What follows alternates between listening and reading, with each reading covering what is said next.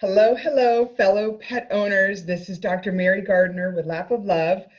For this episode of our Facebook Live, I wanted to talk about how to create, or maybe why we want to create, bucket lists for our pets that may be passing in the near future. And I think about these bucket lists this time of year. Right now it's Thanksgiving time, because of a situation that happened with myself. And then afterwards, what I did about that. So about actually 9 years ago, this holiday season, my first Doberman, Neo, which many don't hear too much about my first Doberman, Neo, but he was just an angel, and he had Cushing's disease, and unfortunately, it was a type that was very aggressive, and it spread to his liver. And so I did hospice with him for about 4 months.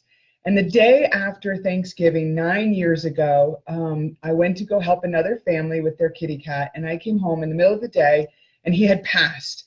And I was not expecting him to be gone. I was hoping to get a few more weeks. And it's what happens to a lot of us, especially during the holidays, is we hope that they can make it to different milestones, particularly Christmas. And I was hoping that for Neo as well, but he had passed without me, and that really took me by surprise. It gave me a different kind of grief that I wasn't expecting, because I always thought I would be the one that would deliver his angel wings, if you would. And I realized that I was always focusing on caring for him and caring for his symptoms, which, by the way, is good.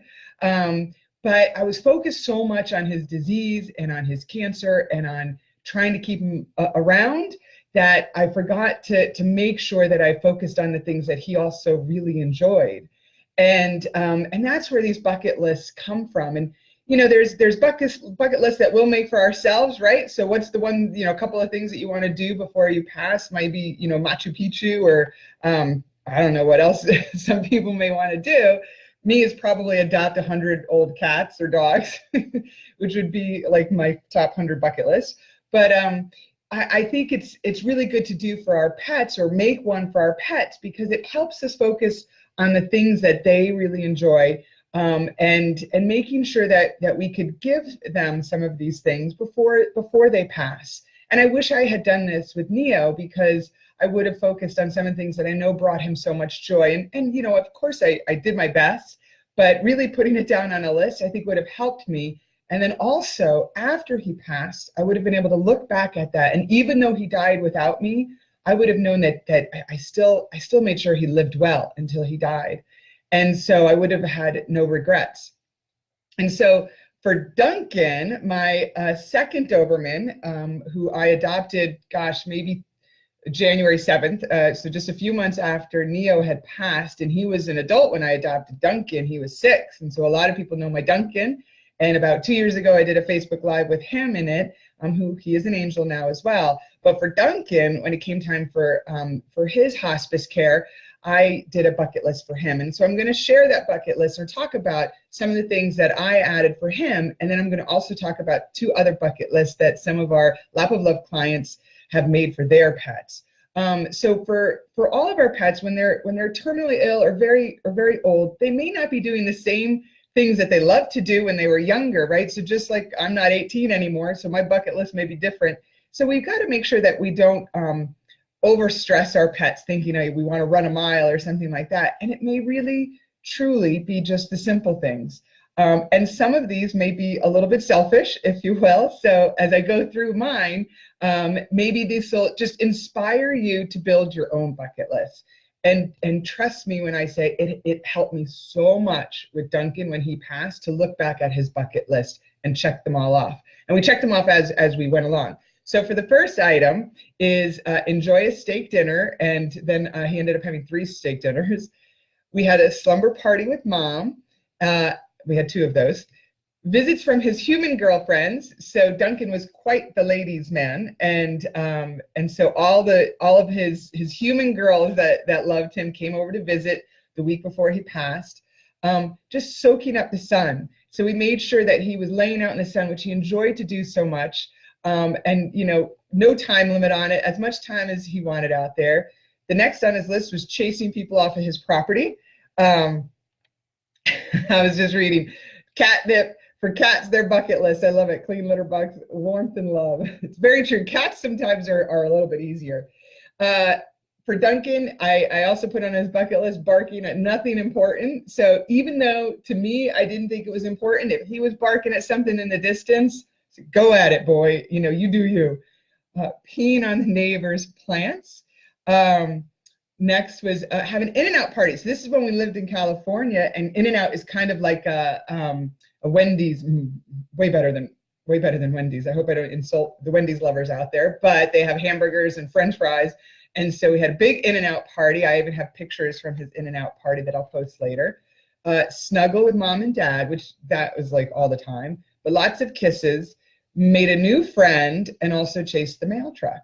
And so as you can see, these may not be the most crazy outlandish things that we did, but I did this actually just about 5 days before he passed. So he was not in the best of spirits to be able to do a lot of energy and stuff. So we couldn't take him to the beach or things like that. So I wished I actually did it a little bit earlier, so that way I could have added some of the things that we love to do. Like him and I used to love to go for walks and watch the sunset. Well, I like the sunset. He just liked to go for the walks. But it was a special spot that we went to. So if I did this a little bit earlier, I would have been able to check those things off. But I know they're a little bit for me. So I want to go over two other bucket lists, again, really to help just give you some inspiration for your own. And I want you all to share some of your items on your list, because we could all get help from each other, right? So this is Eddie's bucket list. Eddie has been an angel for about 2 years now, and his family made his bucket list. I'm just looking over here. So first is have pizza and ice cream, snuggle with mom and dad weekend mornings, find a new park and take a walk. So I love this one, find a new park. You know how many parks are in probably your neighborhood or your town, and you just didn't even know about it, and all the new smells that your dog could enjoy. Cast a paw print. That's really important. We at Lap of Love, we always give a paw impression after a euthanasia. And so sometimes families like to do that beforehand. And then you can make so many great things out of the paw print besides just having the paw print. But here's actually a necklace that I had made. You're not going to see it too good, sorry. But there's my cat's paw print is on that. A doggy photo shoot. So I did this with my Samoyed, and it was awesome. So I had a professional photographer come and do a doggy photo shoot. And there's a picture that I got of her that was just so symbolic of who she was, that I'm so glad I got that. And so if you've done a doggy photo shoot, please submit the pictures. We'd love to see them. Go on a hike with grandma and grandpa, breakfast in bed with dad, another steak dinner. Steak dinners are a good one. Then it's on Eddie's bucket list, throw a birthday party. And then the word Emily is written there with X out. So I don't know if he didn't like Emily or not. Sunbathing and a picnic in the park. And then for a bonus, Eddie got to ride in a fire truck. So he had a really great bucket list. And then the other list I want to talk about is one for Buddy. So Buddy was a little dog. And instead of a bucket list, it was his joy of living list, which I also really enjoyed. And I love this list because his mom and dad drew little pictures of him, sketched little pictures. So it's amazing, and we'll share it. So for Buddy's list, he had Sunday afternoon at a local park, stroll up a hill at Arnold Arboretum with Uncle Brian as a bonus, paw time with my favorite friends at 90W. Don't know what that is. My favorite meal, chicken, a family photo, cuddles with mom, cuddles with dad, never enough. Walk to Blackstone Park and lay in the sun. My favorite fruit snacks, strawberries, and FaceTime with Uncle Adrian. And I think a FaceTime is so important, especially during the holidays when maybe people don't live nearby and they can't make it in time to say goodbye. So doing a FaceTime with those that love your pet is really nice. And I know sometimes the pets may not appreciate as much as we do, but sometimes they do. If they hear one of their favorite family member's voice or friend's voice, it actually makes them feel good. So all these things are to release endorphins, which make us feel good. Now, like I mentioned, some of these are really for us, and that's okay, because as a caregiver, it's very stressful. And so sometimes actually doing these things are benefit to both parties, the dog, cat, or ourselves. Now I'm really trying to think what I'm going to do for my kitty cats. So that was a very good suggestion about the cats. What could we do? So maybe as a team we could make some suggestions.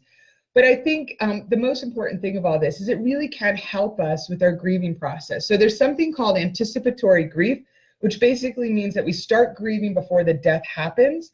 And if you're able to do some of these things like a bucket list or enjoy these favorite things that your pet may do, it actually will help us redirect our focus on the death, but actually on the living and the precious time that we have left.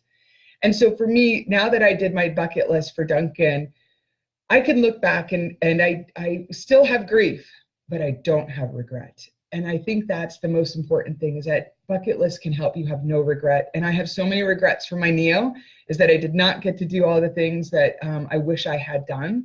And so just writing these down and maybe doing that now before dare I say it's too late, and do some things that they can do and enjoy now. And then maybe as we get closer, it is just simply snuggling with mom and dad, and there ain't nothing wrong with that. So I hope this live was a little bit helpful, but please, I beg of you to submit some of your bucket list. Just post it onto this or pictures if you've done a doggy photo shoot, or maybe pictures of your loved one enjoying some of their joys of life. So until next time, take care.